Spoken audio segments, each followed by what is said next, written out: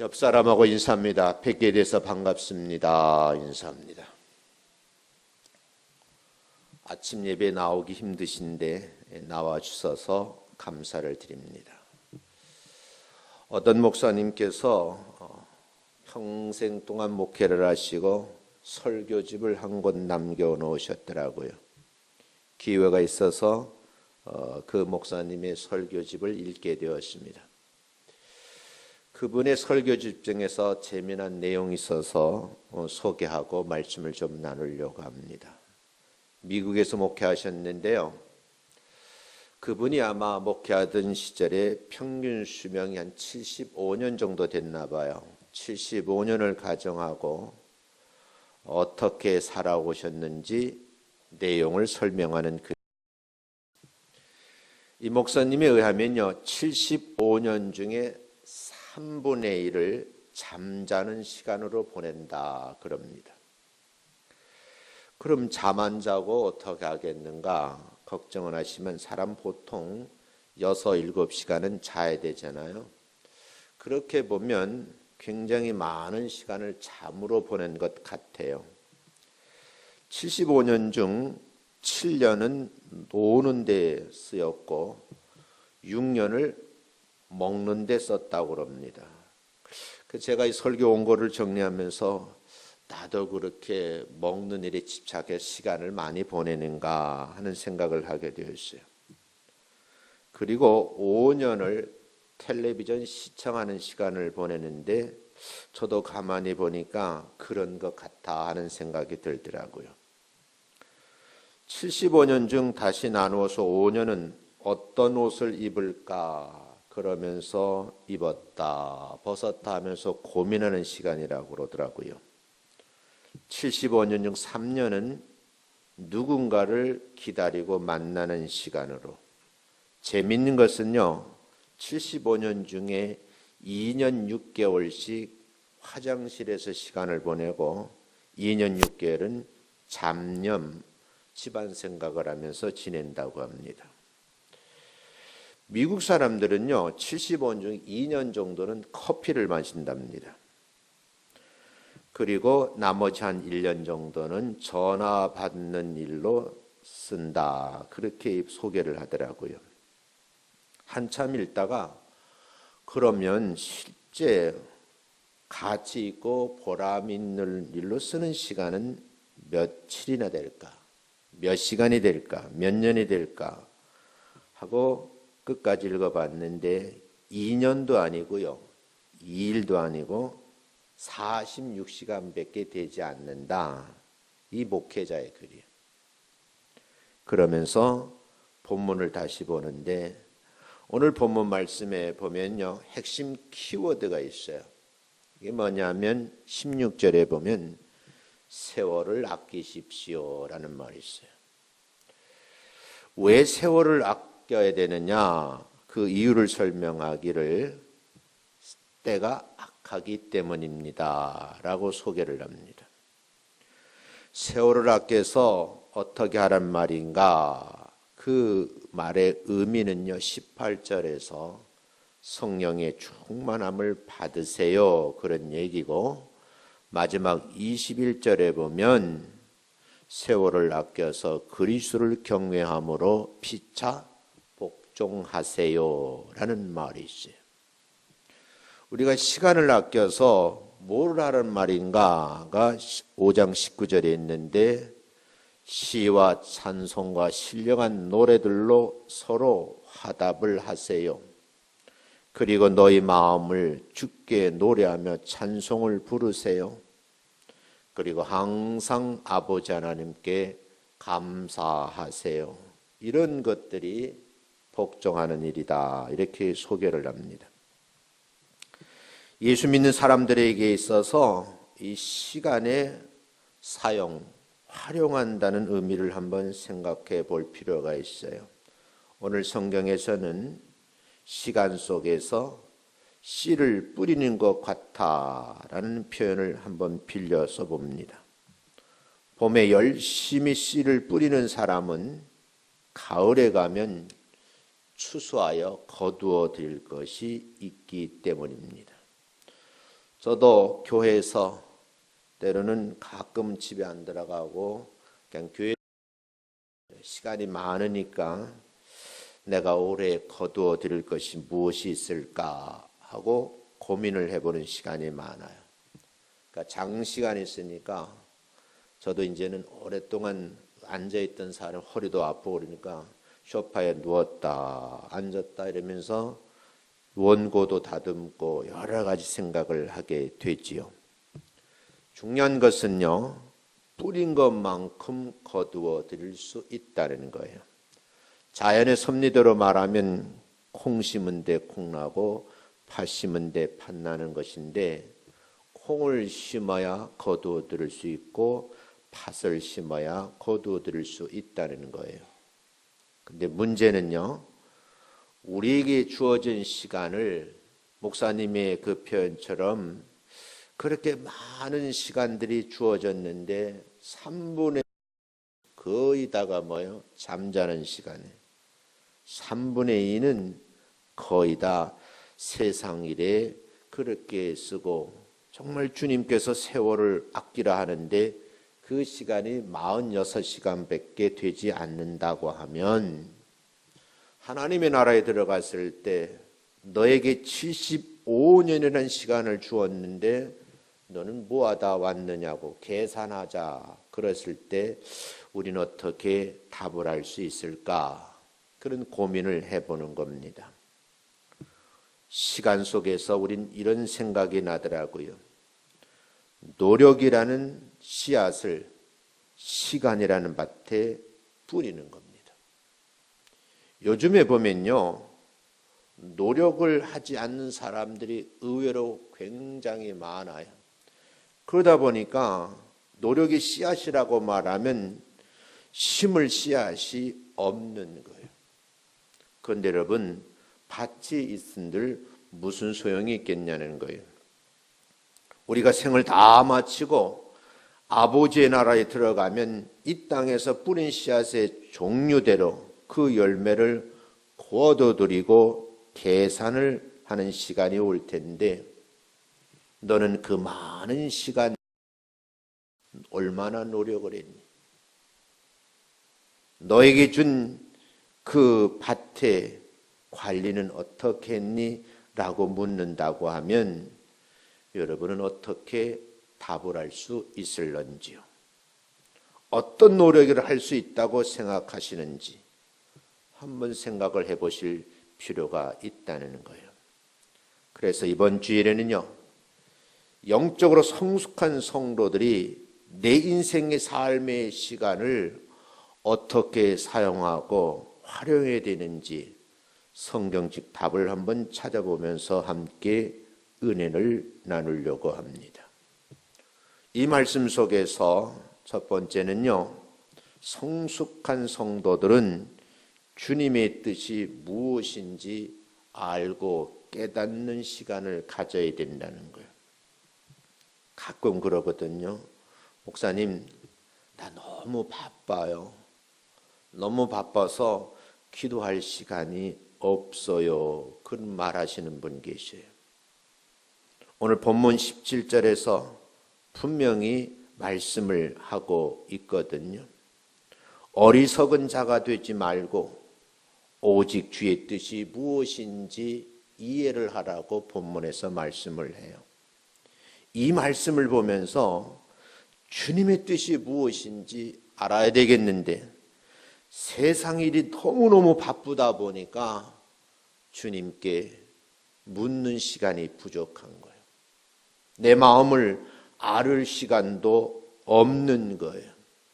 저는 이제 조금 나이가 들어 보니까 너무 바쁜 것만이 좋은 건 아니다.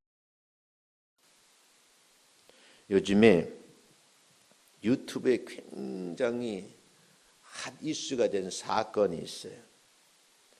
그 사건 속에 제가 안타깝게 바라보는 것은 뭐냐면, 내가 암이라고 하는 거와 상관이 없으니까 암 환우들이 얼마나 있는지 모르는 거예요. 그런데 여러분, 미국의 조 디펜스라는 사람이 암에 걸려서 앤더슨 병원에 들어가서 말기암 치료를 받는 거예요. 그분 한 얘기를 들으면 담당 주치의가 3개월밖에 못 산다는 거예요. 근데 그 손녀를 꼭 보고 싶은 거예요. 그래서 내 생명을 연장시킬 수 없느냐 그렇게 의논을 하니까 신약이 개발됐는데 이 실험에 참여하면 의사의 말이 1년 정도는 더 연장될 수 있을 것 같습니다. 그래서 이 암 전문병인 앤더슨 병원에 들어가서 실험에 참가를 합니다. 이 실험에 참가하는 기간 동안에 지인에게 전화를 했어요. 그랬더니 그 지인이 하는 말이 이 친구에게 좋은 얘기를 해줬는지도 모르겠어요. 죽을 바에는 강아지 구충제를 먹어라. 그래서 이분이 의사 몰래 강아지 구충제를 3개월 먹고 이 먹으면서 신약 실험에 참여했는데 3개월 후에 촬영을 해보니까 온몸에 암세포가 다 사라진 거예요. 그것을 자기 글을 다 정리를 해서 완전히 회복된 다음에 밖에 나와서 자기 블로그에다 글을 올려놨는데 그 글을 퍼서 옮긴 한국 사람이 있어요. 그 이야기 대한민국의 말기암 암 환자들이 얼마나 소식이 빠른지요. 대한민국에 있는 병원 약국을 다 쫓아다니면서 강아지 구충제를 사 먹기 시작했는데 지금 구할 수가 없어요.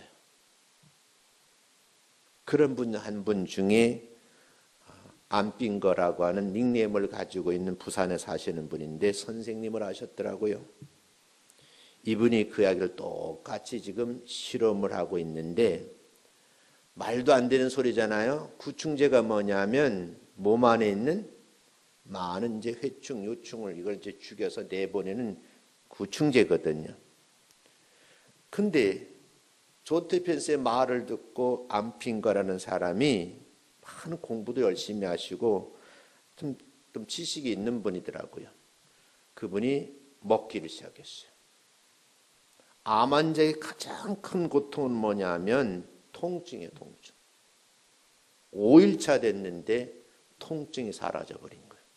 그리고 그걸 수요일 날 촬영을 다 해서 딸의 도움을 받아서 다시 자기 블로그에다 올렸는데요. 이게 일파만파요. 급기야는 공중파 방송에서도 몇 번 나오더라고요. 제가 유심히 보거든요. 그런데 여러분, 한국 식약처에서는 사람에게 실험을 하지 않은 것이기 때문에 먹어서는 안 된다. 정부에서는 반대랍니다. 그런데 여러분, 3개월밖에 못 사는 암 환자가 구충제가 아니라 개똥인들 안 먹겠어요. 먹기 시작하는데 여기저기서 호전됐다는 소식들을 올리는데 저도 너무너무 궁금해서 눈을 뜨면 검색을 해봐요. 몇 분이나 지금 생존해 계신가 하고 이렇게 보거든요. 그분들의 한결같은 얘기를 들어보면 시간이 아까운 거예요. 내 생명이 이제 2개월밖에 안 남았어. 1개월밖에 안 남았어. 그 소리를 끊임없이 합니다. 어떤 여성 한 분 담담에 걸리셨는데 동영상을 찍었는데 자기가 막 통증이 와서 너무너무 힘들어하는 장면을 몇 분 찍어 올렸더라고요. 보기가 안쓰러울 정도로 죽는 것은 두렵지 않습니다. 가장 두려운 건 통증입니다. 그렇게 얘기를 하더라고요. 저는 관심 있게 보는데 친구 목사하고 대화를 하는데 중국에서 선교를 하시다가 탈북하는 사람들을 2,000명을 대한민국에 남긴 목사님이시요.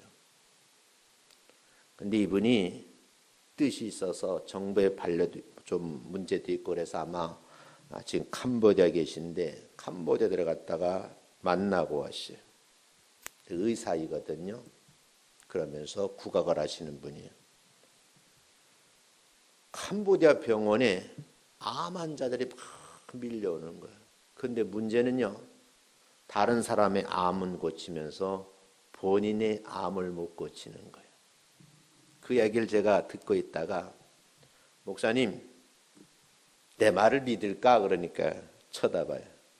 내가 강아지 구충제 줄 테니까 이거 한번 먹어보시고 살아나면 선교 열심히 하시오. 그러니까 뭔 소리요? 그러더라고. 근데 여러분 이미 파나코시라고 하는 이 펜벤다졸이라는 성분이 들어있는 강아지 구충제는 구할 수가 없어요. 제가 4g짜리 처음에 구입할 때에 2만 얼마인데 지금은 5만 원대 가고요. 10만 원을 줘도 못 구합니다. 그 말은 무슨 말이겠어요? 암 환자가 너무너무 많다는 거예요. 그래서 비행기 편으로 지금 보냈는데 잡수시고 계시다 그래요. 왜냐하니까 그분은 의사거든요. 현대의학을 공부하신 분인데 자기가 암 환자를 고치는 의사예요. 본인의 생각에 내 생이 얼마 안 남았다 생각하니까 나라에서는 못 먹게 하는데 의사인데 먹더라고요. 무슨 말씀하신지 이해가 가나요?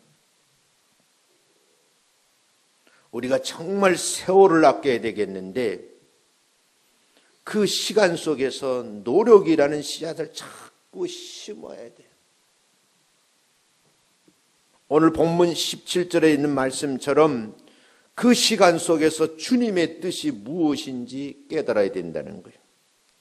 왜 나에게 믿음을 주셔서 신앙생활을 하게 하셨는지, 그냥 어쩔 수 없이 주일날 되니까 1부 예배 가야지, 2부 예배 가야지, 그냥 무의미하게 교회를 드나드는 것이 아니라 깨달음이 있는 신앙생활을 하셔야 된다는 거예요.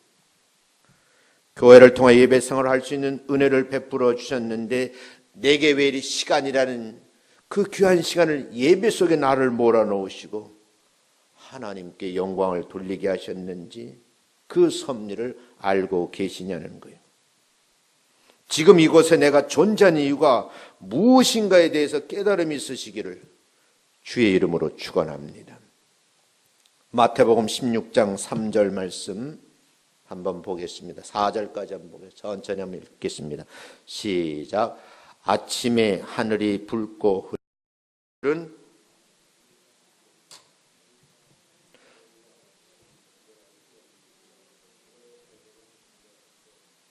악하고 음란한 세대가 표적을 구하나 요나의 표적밖에는 보여줄 표적이 없느니라 하시고 그들을 떠나가시니라. 아침에 일찍 일어나서 하늘을 쳐다보면 오늘은 날이 굳겠다. 비가 올 것 같은데 이런 상식적인 얘기지만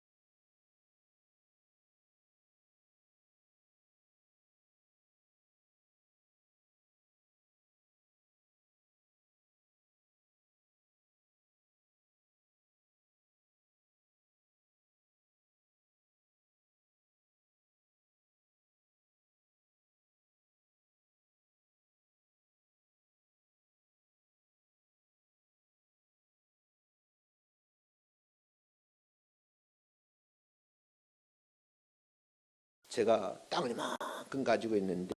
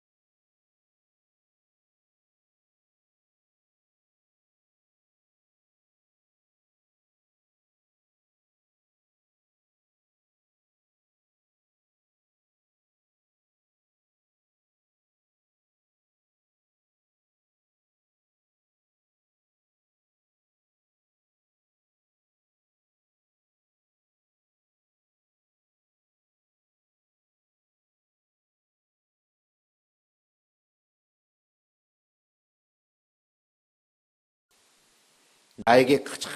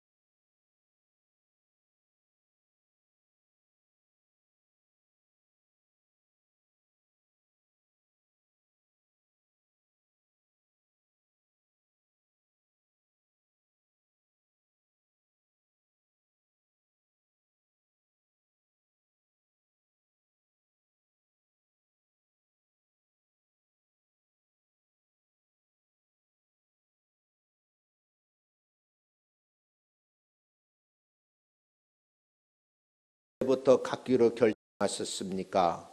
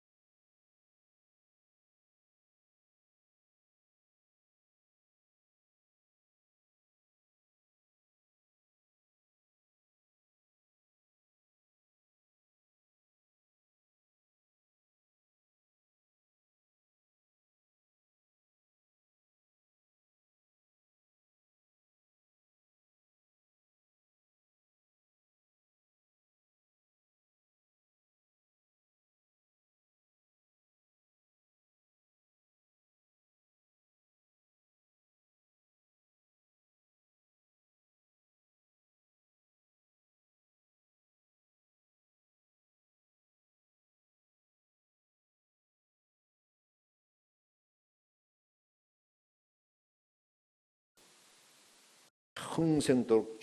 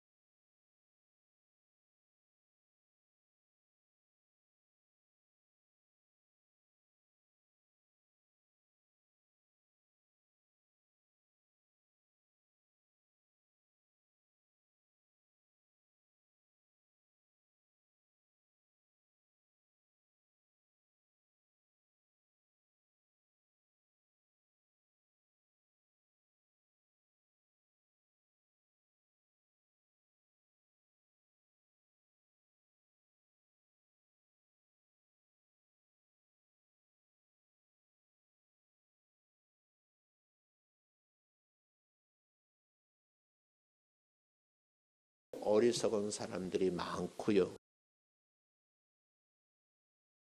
많고 우연한 소리를 들을 사람이